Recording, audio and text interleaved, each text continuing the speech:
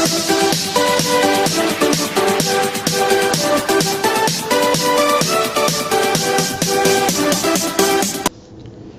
Video का part 4 है। अगर लोगों ने पार्ट 1, 2, 3 नहीं देखा है तो डिस्क्रिप्शन में लिंक दिया है, आप जाके देख लीजिए, अन्यथा आपको कुछ भी समझ नहीं आएगा। तो चलिए वीडियो स्टार्ट करते हैं। निकिता बोली, मैं तो रोज ऐसे ही दिखती हूँ। तभी पूनम जी किचन से बाहर आई और बोली, हाँ बिल्कुल, आज मेरी प्रिया बहुत ही प्यारी लग रही है। और एक कहते ही हुए उन्होंने उसकी नज़र उतारी और बोली, अब जा, नहीं तो स्कूल के लिए बस निकल जाएगी।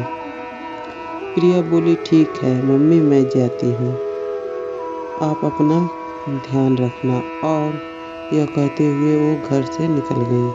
कुछ देर बाद वह बस स्टैंड पर खड़ी हुई थी कि तभी एक कार उसके पास आकर धीरे से रुकी और उसमें एक लड़का बाहर निकलकर आया और उसके सामने खड़ा हो गया।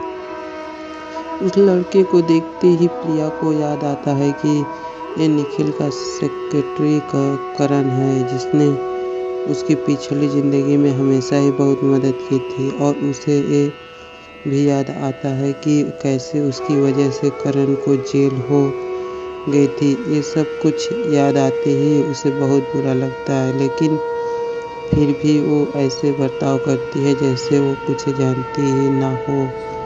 करण ने प्रिया से कहा, क्या आप ही रमेश शर्मा की बेटी प्रिया शर्मा हैं?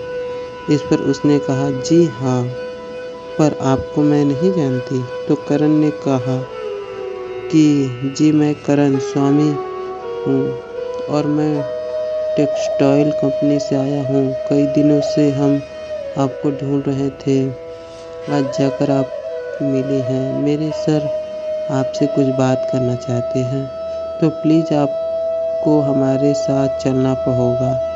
इस पर प्रिया ने अपना सिर हाँ में हिलाया और बिना कुछ बोले ही जाकर गाड़ी में बैठ गई। कुछ देर बाद वो निखिल के ऑफिस पहुंच जाती है।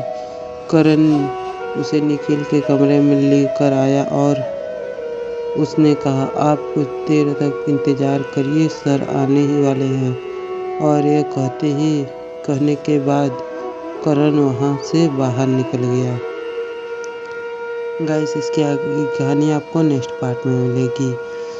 अगर आप लोगों ने हमारे चैनल को सब्सक्राइब नहीं किया तो प्लीज़ सब्सक्राइब कर लीजिए, साथ ही बेल आइकन दबाएं अगले पार्ट का नोटिफिकेशन पाने के लिए। तब तक के लिए बाय।